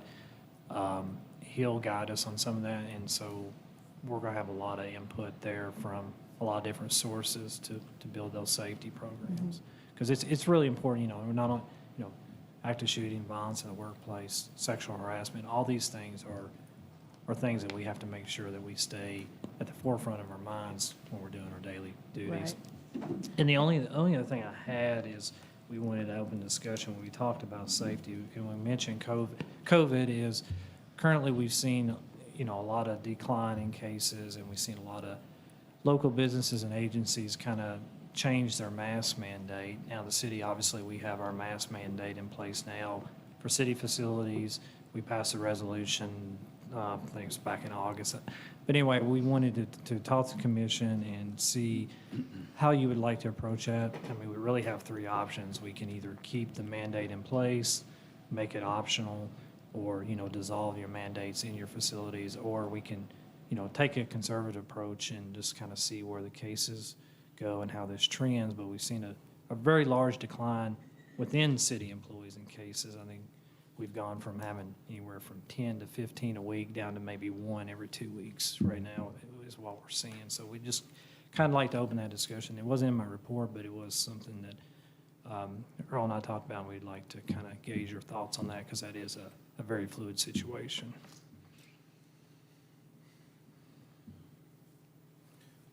Don't all speak at once. So yes, so from our perspective, we are aware, and the mayor, Mr. Atkins, and I was at a meeting Friday where we learned about the OSHA vaccination mandate issue that is forthcoming. Yes. The state has to make a decision on that before we know a lot. That could be weeks, 6 weeks. Our recommendation would be to continue the trend with following the general norm in the community as we release things. The governor has really given the freedom of local governments now to really do that. As you've seen, the school district has lifted their mask mandate. So we would recommend that you do it, but we defer to your all's judgment in that. That's a policy discussion, and that is a question that has been raised. Are we setting a precedent for the community or not? Generally, it is perceived that we are, so we don't want to just do that flippantly and without respect to what leadership role you feel the commission has to take on the issue. And so for us, we feel like that it would be reasonable to lift the mask mandate for those that are vaccinated, and which is the general rule. And then if we have to adopt a more rigid position in the future as OSHA issue comes to light and the state makes a recommendation on that, then we may have to go back. But that's our recommendation is to ease the restriction for vaccinated people. Are you talking about For the building? employees? For employees and people in, so right now, our restriction is, in this building, you're supposed to wear a mask, and essentially, unless you're in your office space by yourself, essentially. Those citizens that enter the building are supposed to have a mask on. So what we are asking is do you want to consider lifting that in favor of those vaccinated don't have to wear a mask? You do have to practice. We still encourage the social distancing and those components of those reactions to the pandemic that seem effective and seem less intrusive. But that's a discussion point, and now it's as good as time. I was going to mention it during the city manager report too, and so now with Randy up here, he would be drafting the policy recommendation. So we would ask for a general direction, and we can bring that back in 2 weeks. Yeah, and Earl had mentioned, the emergency temporary standards that were issued by OSHA late Friday. We had a long conversation about it. I mean, that's, there's a lot there. Essentially, we don't know where that's going to land, what that final ruling is going to look like. And so we may be revisiting these restrictions in the future. We just don't know. Depends on what the Kentucky State OSHA is required to release or what their final plan looks like.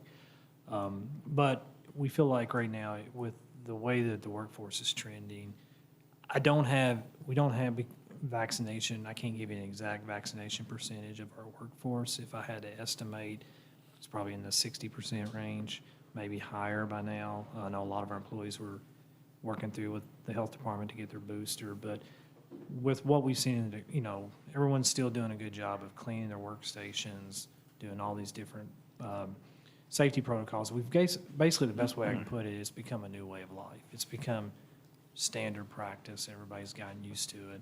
So we feel like now may be a good time to look at reconsidering that. And then also we have the meeting limitation of 25 people within any public meeting, so there is that to consider. And again, we can defer to you, would you like to approach it, or maybe revisit the topic at the next meeting, but we did want to go ahead and bring that up as something, as a discussion point.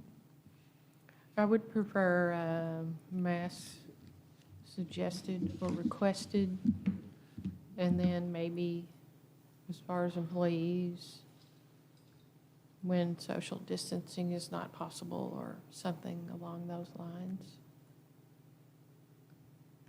Unless we have an uptick in cases. I'm sorry, I didn't hear what you said. As far as in the building, make it suggested or requested, whatever word you want to use.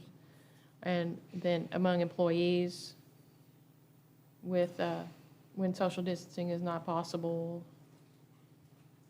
something like that. Unless we have an uptick in cases, Yep. and then we would go back to, kind of like the school systems, you know, they have Sure. red, yellow, green. Yeah, and then we may, depending on what the final order looks like, again, we may not, we may be And I driven would be to in make favor- guidelines. I would be in favor myself of us setting the bar high and leaving things where they are. Okay. You know, I took some notes from Mr. Bevins' report. 54 new COVID cases from 0 to 10-year-olds in our county. Only 854 youth 18 years old and below are vaccinated right now. And we still at only 57.4% in our whole county that's vaccinated. Maybe it's working because we're doing the right things. You know, if people are required to wear their mask inside this building, vaccinated or not, that's working with some people, because we don't know who has it, who doesn't have it. I'm worried to death about school-age kids, because now that it's going to be an opportunity for them to get the vaccination, I wonder how many are going to actually get it. I was shocked, 854 people below 18 years of old and younger is all he has a record of, and that might be some duplication in that. So as a city, I think we need to continue to set the bar high. You know, I look around, and the folks who come into this building and the employees, they're doing exactly that, doing exactly what we ask them to do. And we're not losing employees because they're wearing the mask. We're keeping them healthy because they're wearing the mask. So I would not be in favor of letting the guard down. So, Okay. I got mine on tonight, try to keep it on most of the meeting. I'm going to suggest that staff get together and come back with a recommendation. Okay. You know what, we're going to be all over the place up here. Yeah. Okay. Yeah, and one of the recommendations that, you know, you could have is make your mask mandate mobile with your incident rate color. You know, if once it falls below a certain level incident Yeah. rate, then your mask mandate goes away, and then that way you all aren't constantly having to make a decision either. And so we'll think about it in things or in ways like that, and hopefully come up with something that's productive.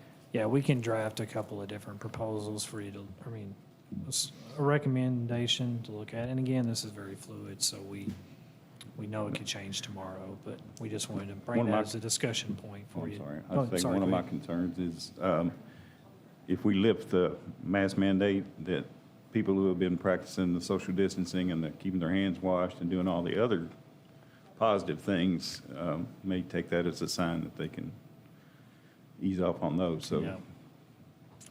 keep that in mind, I guess, as we go forward. Yeah, and we'll have to probably, as we did before, monitor what's going on in the community, and with the spot, like when we saw the spikes in cases in late July or early August, we realized at that point we needed to take action and bring that resolution to you, to the commission that we did. So we just want to make sure it's an ongoing discussion point, and that it looks at pretty frequently. So, okay, all right.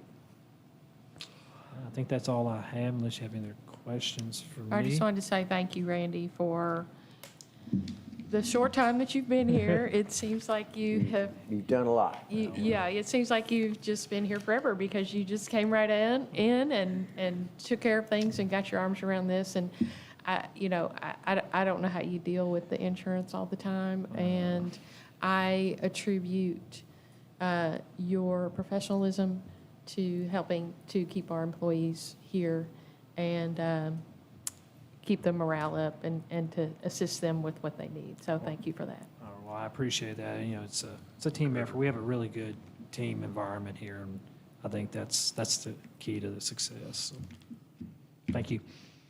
Thank you, sir. Counselor, do we still need item 10 or 11 there? We do, Mayor. Okay. This will be a second reading of ordinance number 1979, which is an ordinance amending the fine schedule in City of Danville Ordinances, Chapter 1, General Provisions, Section 112E pertaining to code enforcement so as to allow citations for violations of Chapter 3 regarding cemeteries. So this goes in along with the previous discussion that we had at the beginning of the meeting. You decided to allow the ordinance to stand prohibiting dogs in the cemeteries and keep in force the cemetery regulation denying dogs in the cemetery. And therefore, this cleanup resolution, or ordinance rather, will allow it to be enforced by code enforcement officers in the City of Danville, meaning a first offense would be charged a fine of $100, a second offense a charge of $200, and any other offense thereafter $400. I'll offer a motion to approve the second reading of ordinance 1979 as presented. Thank you, Commissioner Atkins. Is there a second? Second? Mr. Cottle, thank you. We're in discussion. So I have a question that I asked earlier that no one really answered, and maybe that Ms. Lester is in the room, maybe she can answer it now. So if someone takes their dog in the cemetery and someone else calls in and reports that, but by the time codes gets there, that person is gone, what happens? The officer would have to observe the violation to be able to Thank issue you. the citation. We couldn't just take the phone call. We would get out there and try to talk with the person, but we do have to observe it. What if I took a picture on the app or took a video and took a picture of it happening in their license plate? The officer's still going to have to be able to observe that complaint to be able to write the citation. Really? Okay. Technically, you can't prove when that picture was taken or if it was altered. You get into all that. So it has to be pretty much, just like us with law enforcement, pretty much have to be a visible violation. Because our citation's appealable to district court, so we still have to follow the same rules. So if they want to appeal that citation, then it's going to go into the court system. Thank you. It just gives code enforcement and law enforcement agencies a new area to police, lack of a better word. And it doesn't mean that a conversation, every interaction with a citizen does not result in a citation. Yeah. Honestly, to the counter of that, more conversations take place than citations being issued because the goal is compliance. The goal isn't citation issuance. And so therefore, when you may have someone parked illegally in a handicap spot or without a permit, you may get a phone call and the car's gone, but that doesn't mean that staff may not have follow-up conversations with that individual and say, we understand that there may have been a parking issue which you were part of. We didn't observe it, but we're here to make sure you are informed of the rules, and hopefully this isn't an issue in the future. And sometimes that is more powerful than the issuance of a citation, which is always the goal of the code staff. Can I call for the question, Mr. Mayor? Yes, sir, you may. Commissioner Cottle, Yes. Commissioner Terry, Yes. Mayor Paris. Yes. Commissioner Holland, Yes. Commissioner Atkins. Yes, ma'am. Next item is the Friendship City update. Ms. Rader? Thank you, Mayor and Commission. As you know, I've been in contact with the mayor of Danville, California to initiate a Friendship City with them. Due to all the busy schedules and the holidays coming up, we've decided to postpone the visit until after the beginning of the year. But the mayor of Danville would like to do a virtual exchange of proclamations for Friendship City, if that is okay with you all. Sure. And that's my update. Okay. Sounds good. Thank you, ma'am. We're City Manager Report. Mr. Coffey. Thank you, Mayor Commissioners. One thing that I have not talked about is we were approached a few weeks ago from WLEX, and they had indicated to us that there was a poll that they were interested in doing a spotlight on 4 different cities, but they wanted a local vote or local influence on which one of those 4 they picked. We shared that on Facebook, and Danville was the highest voting community, and so therefore they are actively working on Spotlight Danville, and which is, they will be on TV the week of November the 15th to the 19th. They have a 5-part series related to downtown. Of course, they're going to do some stuff on Center College, the history of Danville, Pioneer Playhouse, the distillery. And so we're excited about that, wanted to talk about it and just mention it, that we thank those that went on the website, logged on and voted, and we hope to bring a little bit of awareness to our community by doing that. That's great. It's a good, cool thing. Yep. And that's really all I have that's not been spoken of. All right. We'll move right into the public section. This is the section I mentioned earlier. Talk about anything that's not on tonight's agenda. Seeing none, we'll move right on into commissioner comments. Ladies first, Commissioner Terry. Welcome back. Any prophecies come to you in your 3 weeks? Several, but I will not share those. There is a billboard just across the Lincoln County line for the Spotlight on Danville. It's facing south, so when you're traveling north, you see that. So I saw that last week. Miss Wellner is here representing what group? Women's Network of Danville. They have decided to attend our meetings and fiscal court meetings, and they are rotating that so that each member covers each meeting. And it's nice to see you again, Jane.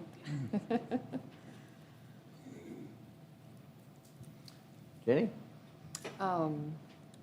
The Art Center, the Bluegrass, has a holiday market, and 50 local vendors are there. So if you want to shop local, check it out.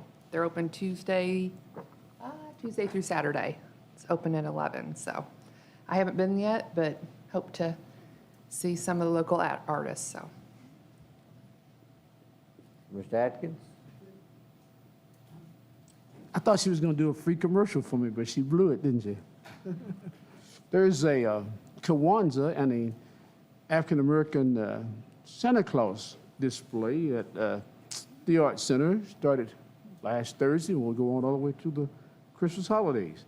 But I wanted to share that Wednesday, 11 a.m., the Veterans Day program is going to take place in Wizard Park.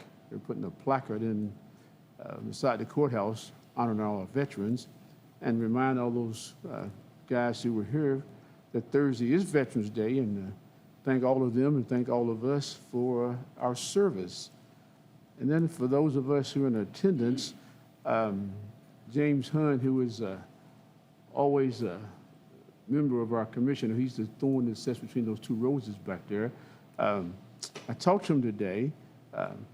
He lost one of his sons, Jerry Hunt, today. And Mr. Hunt and Jerry Hunt and Mr. Hunt and all 4 of his sons served our country. He didn't ask me to say anything when I told him I was going to say something to those in attendance, because he's always here. And he is a proud veteran, as well as his 4 sons are all proud veterans as well. All my 3 minutes are up.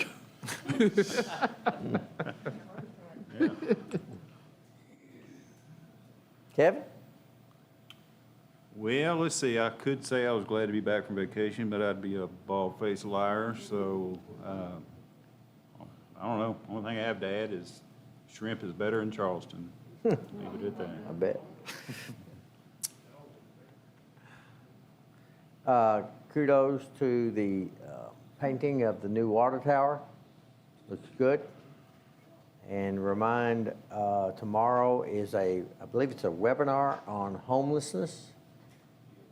And we do have some issues in this community that we're going to have to address. Sooner rather than later would be good. Payment of the bills. Chair will entertain a motion for the payment of the bills as presented. So moved. Thank you, Commissioner Atkins. Second, anyone? Second, and I'd like to give the amount. Sure. $1,174,685.14. Thank you for your second. Commissioner Terry, discussion? Seeing none, all in favor of the motion, say aye. Aye. Opposed, like sign. Motion carries. Next item, second reading of ordinance number 1981. This is a second reading of a budget amendment. Anything you want to add there, Mr. Coffey? No, sir. So moved. Motion's made by Commissioner Atkins. Is there a second? Second. Mr. Terry, thank you. Any discussion? Need to read it. What is this for? The city was a recipient of the CDBG grant. This integrates those grant dollars into the city's operational budget. It was a pot of money designed to reimburse those utility accounts that were behind as a result of COVID. Thank you. Any further questions, comments? If not, roll call, please. I'm going to read it first. Oh, sure. You do what you want to do. This is the second reading of ordinance number 1981, and ordinance amending a portion of ordinance number 1969, which established the City of Danville, Kentucky annual budget for the fiscal year 7/1/2021 through 6/30/2022 by appropriating funds for the operation of city government. Commissioner Terry? Yes. Mayor Paris? Yes. Commissioner Holland? Yes. Commissioner Atkins? Yes, ma'am. Commissioner Cottle? Yes, ma'am. Next item is the resolution number 2021-11-08-01. This is a contract amendment with Springfield Laundry. Mr. Carrier, anything you want to add in here? Thank you, Mayor and Commissioners. This is in relation to seeking an approval of amendment of an existing contract with Springfield Laundry. We have some employees and utilities that have elected to make some changes to their rental, and therefore the existing contract needs to be amended to be reflective of that.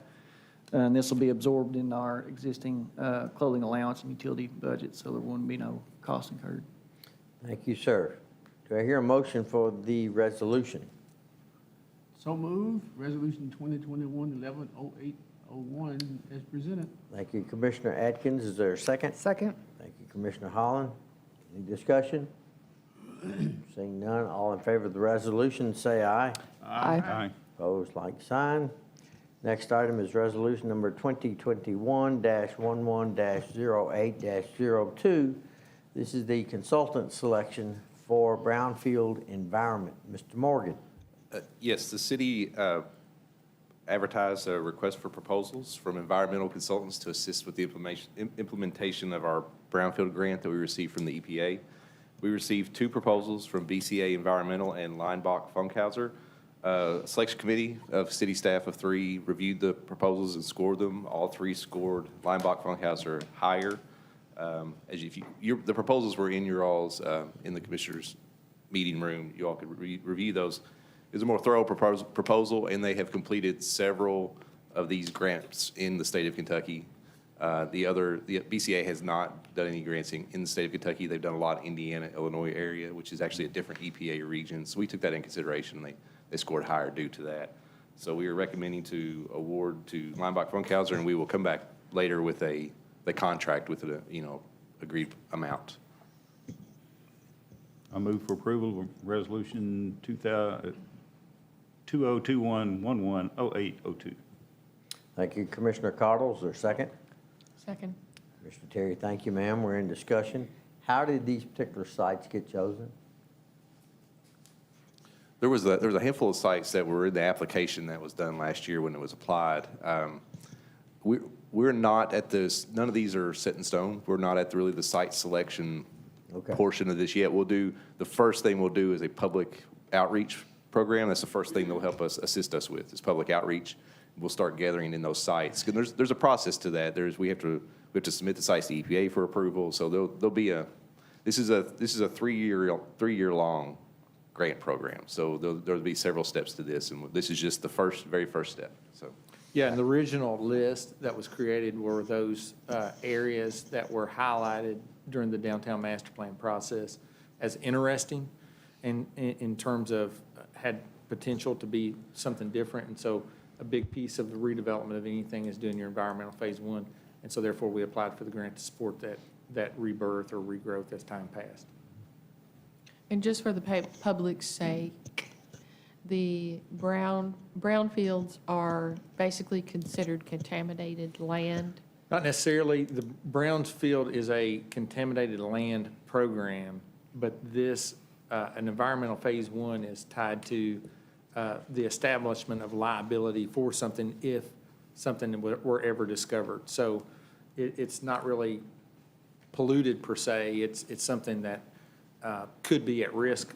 But if you do a commercial loan on a redeveloped piece of property, you're going to do an environmental phase one, and you're going to do that in order to risk liability for both the bank and yourself. And so essentially, this program funds that environmental phase one and then helps transition into a phase two, which is a little bit more of the cleanup side and really dialing in. Indicators are if there was an old service station in that area, then maybe that's something that there could be an underground storage tank that's unknown, for example. And so this program helps seek that information out. Because this is to identify what might be considered a brownfield. Exactly. And then, Yep. once those properties are identified as a brownfield, they could be eligible for incentives or grants in the future to develop those properties. Yes, I was on a, Right. I was on a. That's a- it. Yeah, I was on a virtual meeting with all the grant recipients in the region a couple of weeks ago. And a lot of the grants were assessment grants like we received, but there are also a lot of people on there with cleanup grants. So that's what this assessment grant will do phase ones. We'll narrow it down to phase twos.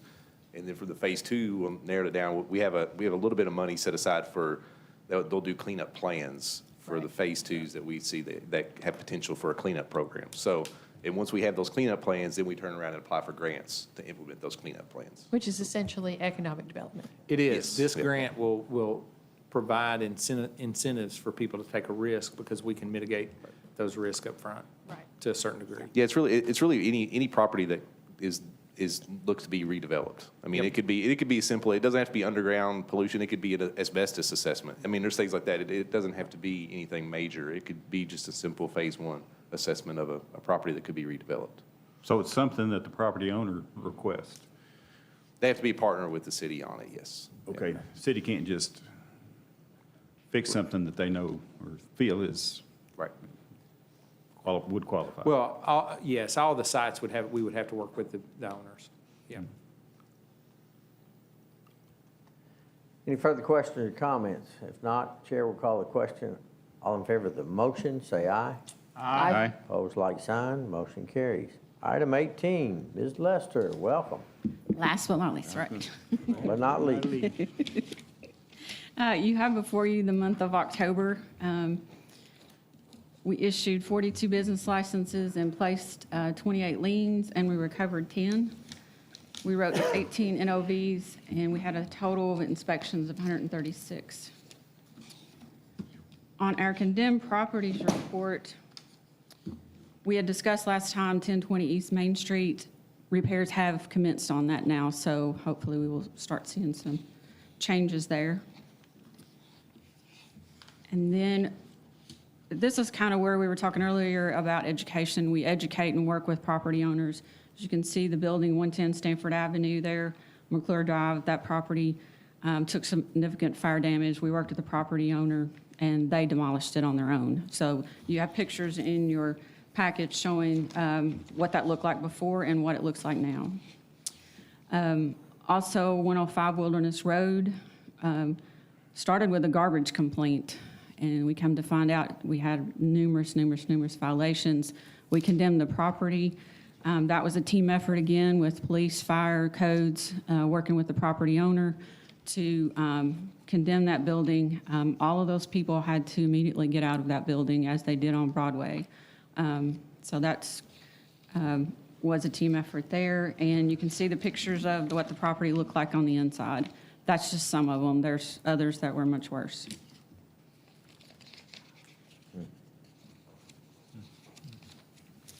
Anything from Ms. Lester? And, I'm sorry, I wasn't through, I just quit No, I'm talking, sorry. I'm sorry. And as you note in your packet, we have also installed the new parking garage gates at the parking garage with the new LED lights on them. They're red when they're down, and they're green when they go up. And then you have the report from Ms. House on the activities for the Architectural Heritage Board, and for some reason I can't find mine. Mayor, we do need still 2 appointments for the Architectural Heritage Board. Being a hearing board, just having 5 people for a 7-member board is very difficult to get for a quorum, so if we could get those appointments, that would be great. I'm open to any suggestions you might have. Okay. And you don't have a parking report because our software has been down, so I'll be happy to answer.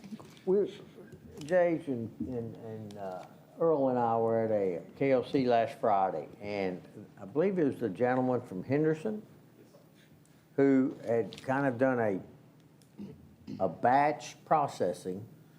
Yeah, they developed a little bit more productive relationship with Habitat and really had done well with that program with some of the condemned houses. And so it's something that I had down to talk with you about. Okay. But we'll cover that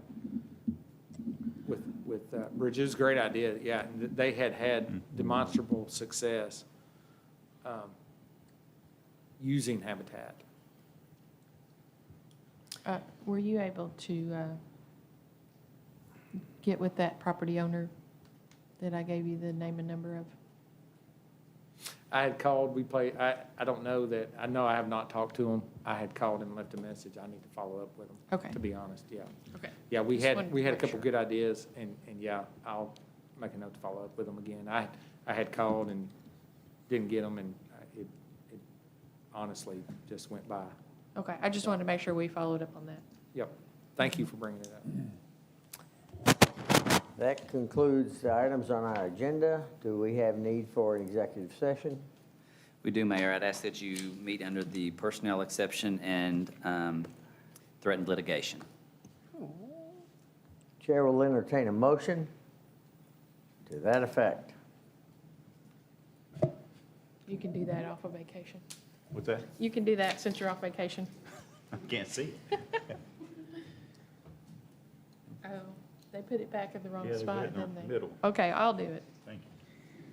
I will move that we go into executive session to discuss personnel matters pursuant to KRS 61.810(1)F, and also to discuss pending litigation, threat of litigation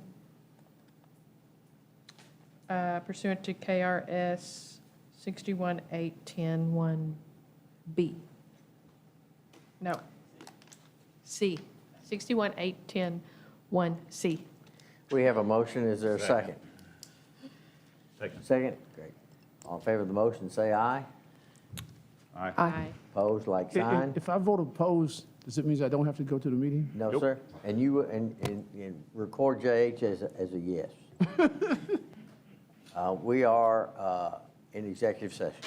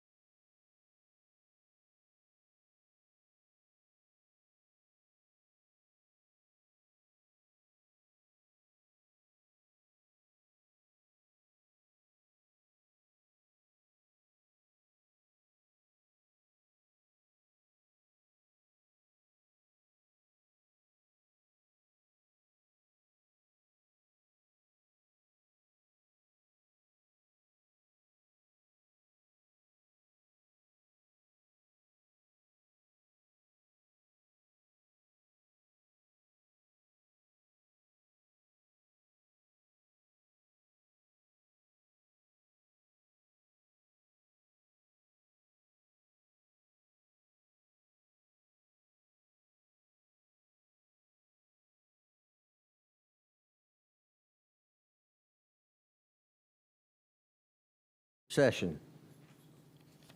So moved. Thank you, Commissioner Terry. Is there a second? Second? Commissioner Cardle, thank you. All in favor, say aye. Aye. Opposed, like sign. Motion carries. Record him as a yes. Go ahead, Mr. City Manager. Thank you, Mayor, Commissioners. We are asking you that you accept the resignation of Chris Souter from the position of firefighter for the city of Danville. Do I hear a motion? So moved? Second. Motion is made and seconded. All in favor, say aye. Aye. Aye. Opposed, like sign. Motion carries. Continue. Staff is asking that you accept the recommendation to promote Lisa Dollins to the position of police captain. Do I hear a motion? So moved. Thank you, ma'am. Is there a second? Second. Thank you, ma'am.